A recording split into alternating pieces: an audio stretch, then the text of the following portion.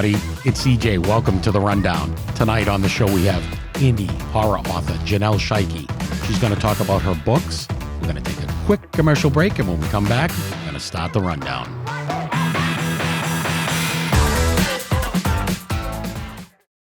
Hello, I'm Abigail Harwood, the new executive producer of After Hours with TC Restani, and I want you to be on our award-winning talk show. Whether it's a Zoomcast, or a podcast, or right here in our studio, follow the information that's on the screen. I can't wait to see you on After Hours with TC Restani.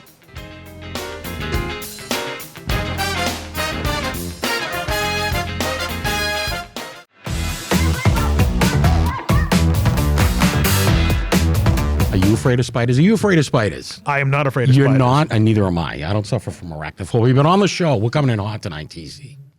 On the show tonight, I got a very special guest. It's the acclaimed indie horror author, Janelle Schiecke. She's with us. She's written 4 novellas so far, blowing up social media by storm.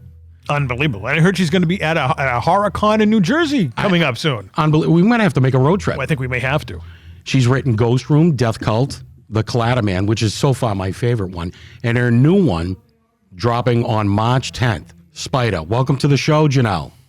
Thank you. Thank you so much for having me on. So tell us a little bit about the book, because I've been nagging you on social media for forever for this, and you're just it's coming, and I'm chomping at the bit. This is your favorite book so far that you've written, you think? Oh gosh, I mean, it's so hard. It's so hard because they're all kind of like babies, when you write. I mean, they're really like we put so much into writing a book. I really do love Spider. Spider is very unique, and I've had a lot of readers. I've had ARC readers tell me it's very unique from my other stories. The story itself, I love how creative it is. The idea behind it's very interesting, and it centers around Jenna, who's in her 30s, early 30s, and she's going for a promotion at work she's very excited about. And all of a sudden she gets this symptom and she starts dealing with these health issues, and it starts to kind of, derail her life. And it doesn't let up, and it just gets worse and worse. I can't wait to read it for one. I'll tell you, and you're a Gen Xer. You're like me and TC. You drew into writing horror because, and especially in your last book, Clatter Man, it was an homage to late 70s and 1980s horror, huh? Oh, absolutely. I love slashers, and you and I talked about how I told you that I grew up in Ohio, right? And my friends and I, it was just a big thing. Urban legends, I mentioned Crybaby Bridge. I was going to ask you about that. You got to tell us about Crybaby Bridge. Oh gosh, yeah. So I don't know. It's funny because I was talking to someone else, and I guess it's a story that there's bridges in PA and Ohio where this kind of urban legend is talked about, and there's this one bridge in Ohio close to where I grew up, and my friends and I would go there at like 12 midnight, 12:30 a.m. of course, and we would just kind of drive onto the bridge and set the car in idle, and it was just very quiet. And then, of course, your mind will play tricks on you. You're supposed to hear a baby cry, from the depths below. I like it. Bridge. I like it. Yeah. Oh, so, I read 2 of your books so far. Mm-hmm. I loved them both. So, I mean, I can't wait to read this next one. Clatter Man really drew me in, and we were just touching upon that. What's your favorite horror movie? What was your favorite horror movie or your favorite horror book that inspired you to get into writing? Because I know you had one book pre-written for about 10 years before you took the jump to publishing it, huh? Oh, absolutely. Yeah. I spent 10 years, writing, and then finally getting the courage to publish Ghost Room. Because I was scared. I mean, quite honestly, I didn't know. I had to figure it all out, how to self-publish. It's not easy. And once you do it, though, you kind of just, you get that itch. You want to keep on writing. But yeah, so my favorite horror movie is Nightmare on Elm Street, hands down. I love A Nightmare on Elm Street. Nice. It's just, and of course, being a Gen Xer, I mean, that's the first horror movie I watched. The first horror movie. You know, I Okay. saw some, tamer ones before that, but yeah, it's just I just love it so much because for me, the horror genre is so creative, Right. and A Nightmare on Elm Street is just it's so creative. The storyline, just him being able to get you in your dreams and all the practical effects. I mean, the bed scene with Johnny Depp, Yeah. Oh, it's just so cool. I mean, it was just a creative movie, and it was terrifying. I mean, I'm sure, Absolutely. you agree. I didn't sleep for a long time after No, watching. I didn't either. I grew up on a steadfast diet, as did my friend here at TC, on those very same horror movies. And Friday the 13th. and I have a soft spot. Jason is my guy. Yeah, absolutely. I'm sorry. It is. And you should be a Jason fan too. You live in New Jersey. That's where Jason took place in Right. Friday the 13th. Yes. Yep. No, I'm a big Jason fan.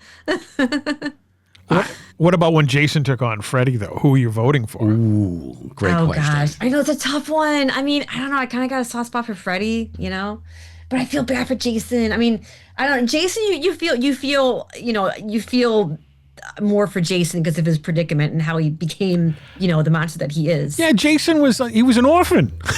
Yep. I That mean, he was. Freddy was already dead in a dream world. Right. And Jason was just like, all right, his mother got decapitated. He saw it. He became a lunatic. Right. And he's just avenging his mother's death. So it's kind of like a love story, Friday the 13th. Yeah. It is. You can definitely see it that way. Yeah, it's so yeah, I don't know. I thought that was very interesting because they're these two horror icons, which you love both of them. So I thought it was really cool them pitting them against each other. Well, we've met over time through autograph shows and stuff. TC more than I, but almost everyone connected with the Friday the 13th. Pretty much, yeah. Yeah, Except the guy who played Jason in Friday the 13th Part 3, Richard Booker, because he died. Right. Have you met Robert Englund? Oh, me? Yeah. No, I haven't. You've got to. I would love He's to. a fabulous guy. Oh, he's a tremendous guy. Yeah. He's very friendly. I'm dating myself, but I met him back in Spooky World. I was a fan of Robert Englund when he was Willie on V. Oh, wow. That was Nightmare on Elm Street. You're diving deep on that one. Yeah, well, Oh, wow. But I'm a fan of the Nightmare on Elm Street films. But like I said, Jason's my guy. Yeah. Yeah. He's Yeah, he always is. going to be that guy. But you know what? There's always room for extra psychopaths in the horror universe. No, there are. And you know what's He's on funny? the Mount Because when I Rushmore. wrote the Clatter Man, I had Jason in mind, the way I wrote his walk. And I even told my cover designer for the back cover, she was putting, she put a profile of the Clatter Man. Yeah. And the first one she sent me, he was just kind of thin. I'm like, no, he's got to look like Jason. He's got to be like really this big Hulking. bulky guy. And so she changed it and I'm like, oh, that's it. Yeah, your covers are perfect. fantastic.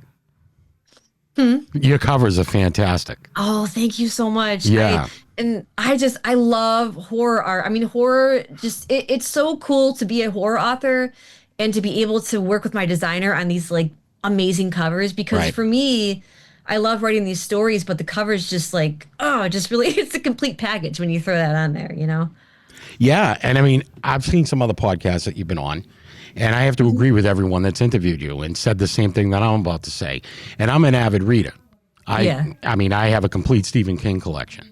And I'll be honest, as big as the name is King, he has a knack for writing a great book, and then the next one's not so great. I know these are novellas. Every one of your books, everyone's raving how great they get with each one that comes out and how you draw the reader in. And your environment and your descriptions and your characters are all developed. And so, I mean, what's next on the plate? So why after Spider? Well, you're working on a sequel. Tell us about that. I'm working on the Clatter Man sequel. Can you give us any?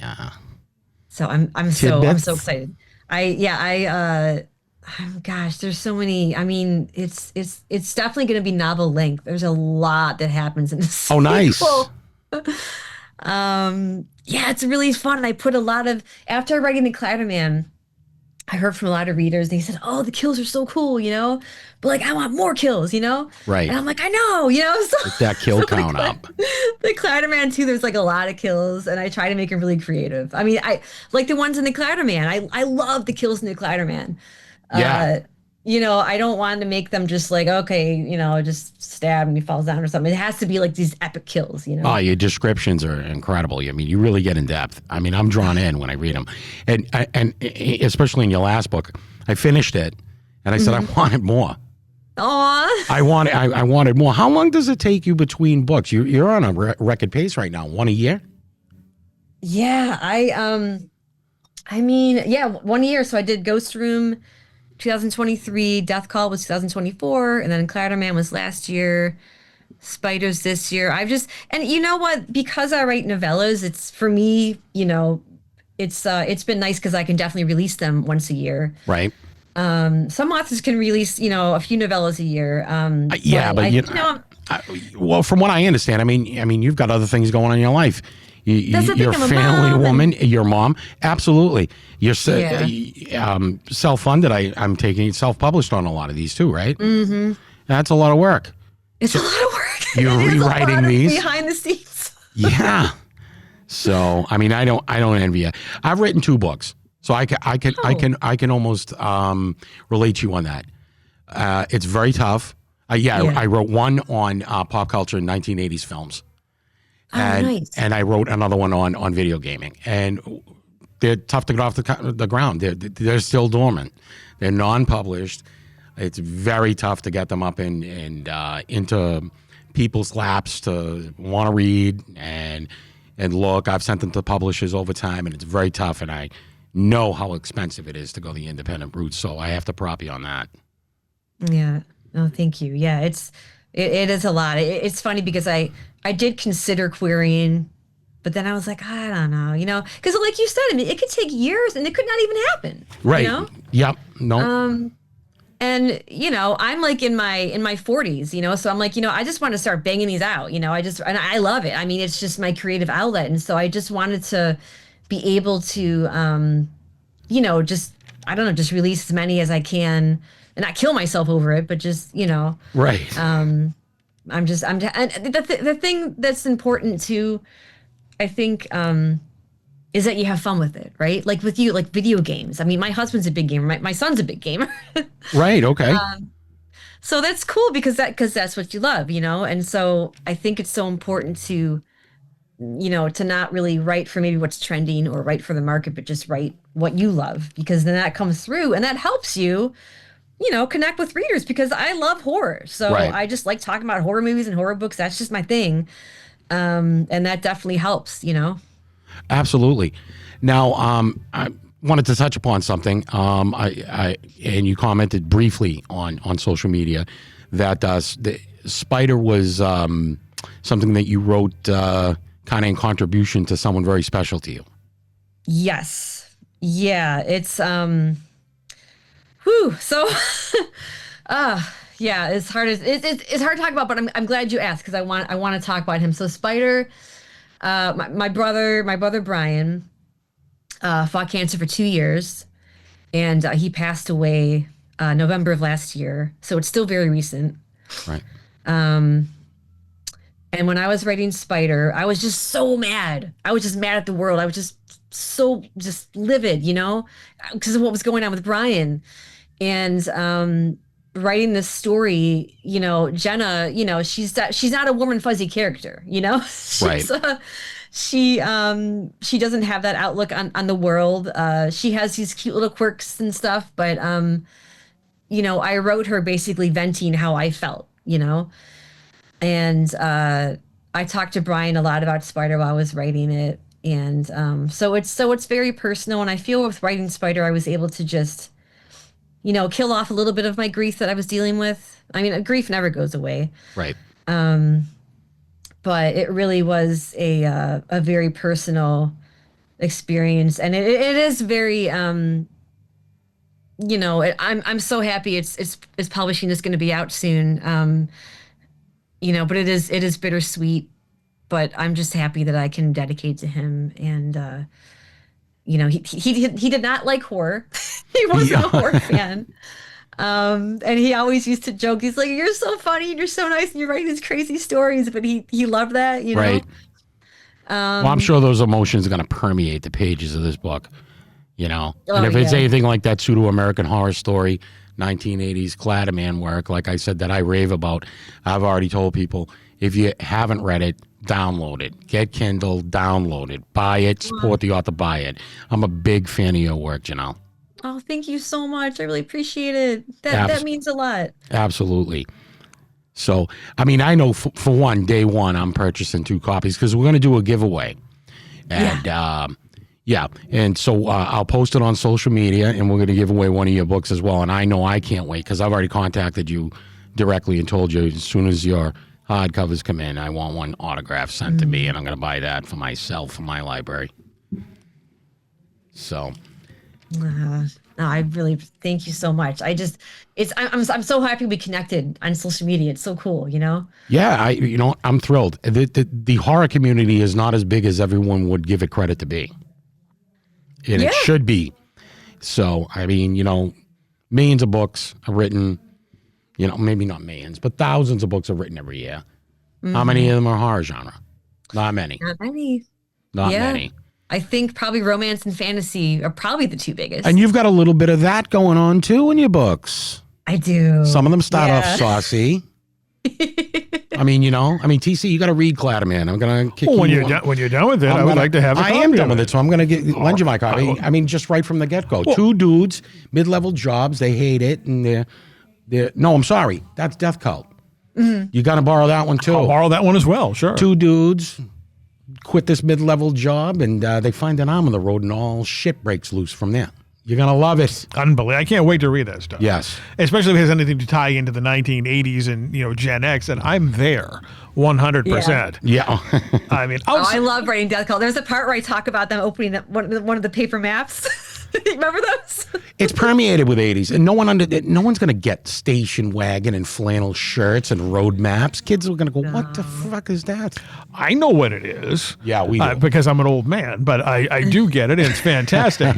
Now, these novellas, have you thought about down the line maybe like transition them into movies or anything visual? Ooh. I've had a lot of readers tell me, God, they would be really good movies, and they would be really good movies. So, and I've looked into screenwriting, I would love for them to be movies at some point because the thing is, I love movies so much, and so the way I write, I want them, to read like movies as you read them. And they do. Especially Clatter Man. Oh, that'd be such a fun movie.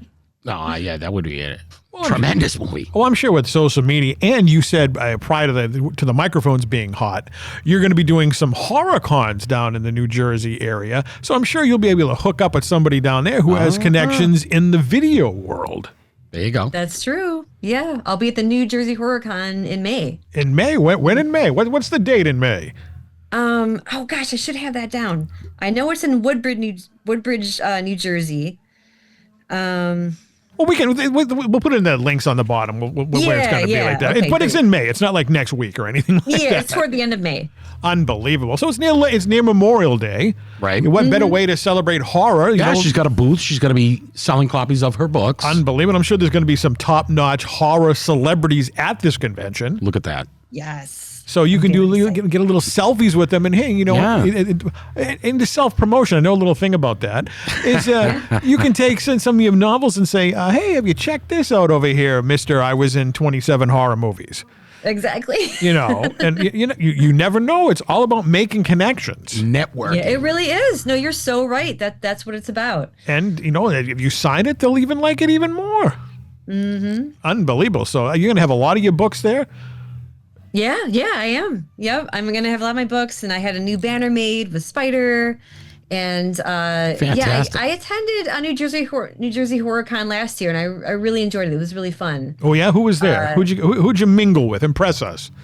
Oh gosh, I didn't have a lot of time. I should have like gone to. I walked kind of around the the director area, right. The celebrity area. I know Tara Reid was there. I did not get to meet Tara Reid. Gosh, who else was there? I'm trying to think who else was there. Are you into the Damien Leone movies? Do you like those? Which ones? Leone's films. Oh, the Terrifier. Terrifier movies. Yeah. Oh yeah, no, I think those are. I give him a lot of credit because he just, he did. He did was it Kickstarter or he did something where he. And that's what I was getting at. Now there's a guy who wrote this, and he sent it to 20 different people in Hollywood, and they said, "What are you, crazy? This is a Netflix movie at best." Number one selling horror franchise in the last 5 years. Well, there you go. On the Google machine, I brought up the New Jersey Horror Con. That we have the deets? We have the details here. It's going to be on May 29th, 30th, and 31st of this year, 2026, at the Delta Hotels in Woodbridge, New Jersey. And some of the luminaries are going to be there, other than our guest, of course. We have Peter Criss from Kiss is going to be there. Nice. Bill Moseley from Texas Chainsaw Massacre 2, my favorite of the Texas Chainsaw. Oh, it's so fun. I love that one. Yeah, it's my favorite too. Christy Swanson is going to be there. Nice. Tracy Lords, getting back into the horror genre. Warrington Gillette, who played Jason in Part 2, yes, is going to be there. Lita Ford, just watch, don't spill any beer on any of her pictures. That's an inside joke. Felicia Rose is going to be there. From, of course, Sleepaway Camp. We're not going to give away the ending of that. Bill Johnson from Texas Chainsaw Massacre 2. My favorite, one of my personal broadcast people that I adore, Rhonda Shear from USA Up All Night's going to be there. And a plethora of other people. Even, the legend himself, Lloyd Kaufman from Troma Films. Look at that. Is going to be there. Oh, man. But we all know who the main event is going to be. Janelle Schiecke. It is Janelle, and she's going to be giving away some of her books for a price. We're not, she's not giving them away. That's right. She works hard for her money, folks. And it's going to be an unbelievable event. And you know what? If we can make time, we will definitely come down and support you. I would love to. Oh, that'd be awesome. I'd love to see you guys. Well, we are horror. We kind of, they think they think we fit right into a horror movie. No questions asked about that. I mean, we were just able to feather our cap not too long ago when we met Sean S. Cunningham. That's great. The creator of Friday the 13th. And he signed our masks. He did. It was like meeting, I tried to explain it to people, it's like meeting the George Lucas of Crystal Lake. 100%. Yeah. But unbelievable. I can't wait to read these books. CJ's been talking about this for forever. He said, you got to read these books. You got to read these books. Well, finish them, and then I can get them, and I can reading them. I'm going to kick them to you tonight. They're in my car. So when I leave here, I'll go get them, and then and I'll give you those. And then I'm waiting for the next one. Coming March 10th, Spider from Janelle. It's unbelievable. March 10th. Yeah, March 10th. Can't come sooner. I know, it's so soon. Right, it's 5 days away. As we're recording this, it is 5 days away, and and it's going to be a blockbuster. We know this. You know this. The horror fans out there know this, especially all my friends in Jersey. You got to support your local authors down there in New Jersey. Absolutely. Yes. And it's going to be great. Now, do you have one of the other questions I have is how when you come up with an idea, where does it come from? Like when I think of ideas, I think of weird places like in the shower or when I'm driving or and stuff like that. Where does an idea come boom right in your head and go, that's it? So Spider, I put in the afterword where I came up with the idea. It was when I was going to sleep one night, and I had this idea of Spider, and I actually had some some things that happened to me in my personal life that I kind of put into the story. With Clatter Man, that one's interesting. That one just popped in my mind. So I was finishing writing Death Cult, and I kept on thinking about like urban legend. Like it just would not leave my mind. And I just didn't know what to do with it. I was like, well, I got to make up my own urban legend, I guess. So that thought just would not let go. And you base a lot of your characters on people you went to high school with, huh? You base a lot of your characters on people that are in your life, like high school people that you went to school with. I heard you say that. I kind of based the characters on the groups of people I knew in high school. So that's good. That's not cut and paste. It gives a little more unique balance to the story, I think. Yeah, no, thank you. Yeah, it kind of gives that more, that more realistic factor. And I like putting so many different personalities together. And then you kind of see how they work together to try to, Yeah, absolutely. And Death Cult, I don't know. It's funny because Ghost Room came to me from a dream I had about this room, this spooky room. I had this dream forever.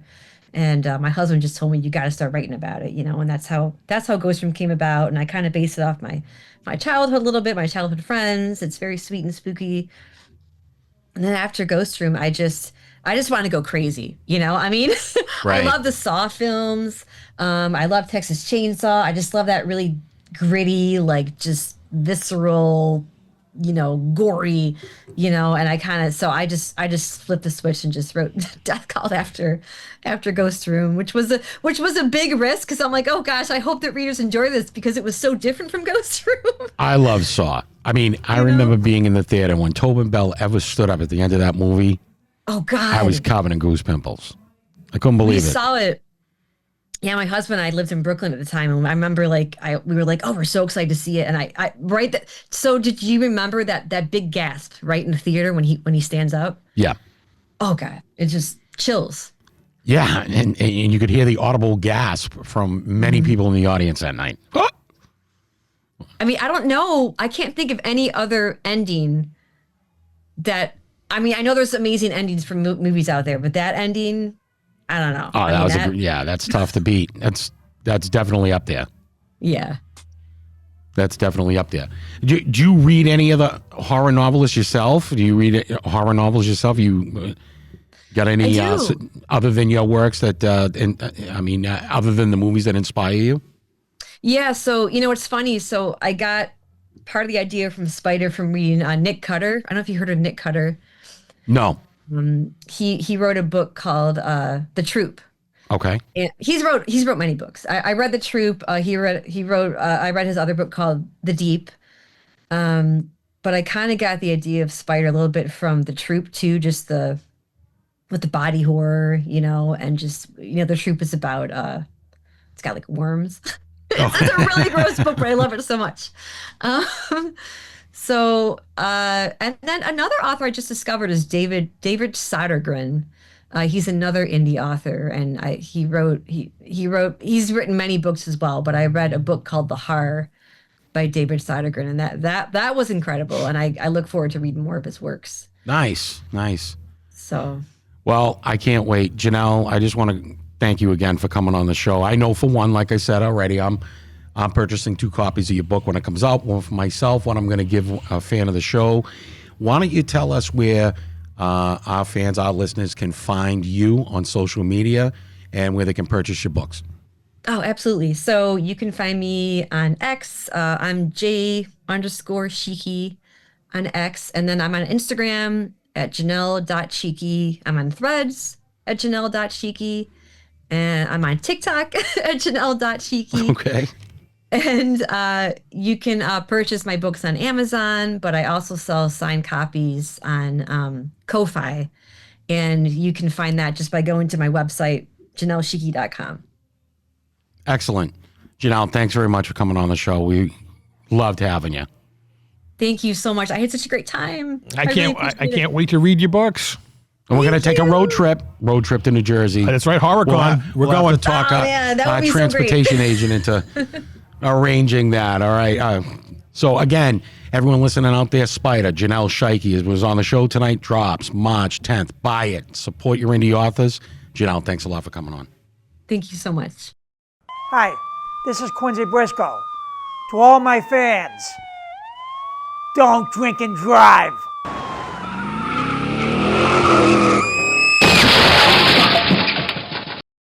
And we're back. Hey, if you're following me on social media, at Cardiac Drop, we have 2 giveaways coming. The first one is going to be a copy of Janelle's book, so be on the lookout for that. The details will be in a posted tweet on my account at Cardiac Drop. And me and TC are going to be doing another giveaway for an autographed photo of the wrestling tag team, the Legends Demolition. Axe and Smash. Tell us how we're going to go about that, TC. All right. Well, as we know, Axe and Smash are going into the WWE Hall of Fame class of 2026. Long overdue, by the way. Right. So I had them down here at the studio many years ago, and they signed a bunch of autographs, and we're going to give away, because it's now their Hall of Fame ticket into the Hall of Fame. Unbelievable. And the trivia question I have for the fans out there, and they can answer it on through your ex at Cardiac Drop Okay. is the Demolition were in the WWF from 1987 to 1991. There were 5 members. Now, I'm not including Mr. Fuji or Johnny V, the managers. Right. There were 5 wrestlers who are technically part of Demolition. Okay. Name them. Ooh, that's a good one. If you can name those 5 wrestlers, and you go over to my ex account, comment on the tweet for that giveaway. If there's only one winner that gets it right, they win. If there's more than one person, because we'll run it for a couple of weeks. Sure. And we'll put all those names into a randomizer and we'll select. Perfect. How's that? We'll demolition them down to There get you to go. the winner. Oh. So get on this. It's hot. You got a chance to win a copy of Janelle's book, Spider. She was our special guest that we just had on. And a chance to win an autographed copy of Demolitions, a photo of Demolition. So I want to thank Janelle again. Thank you, as always, to my counterpart and mentor, TC Restani. Unbelievable. And a special shout out to the chair to my left. SBJ, we miss you. We love you. And we'll see you on the flip side.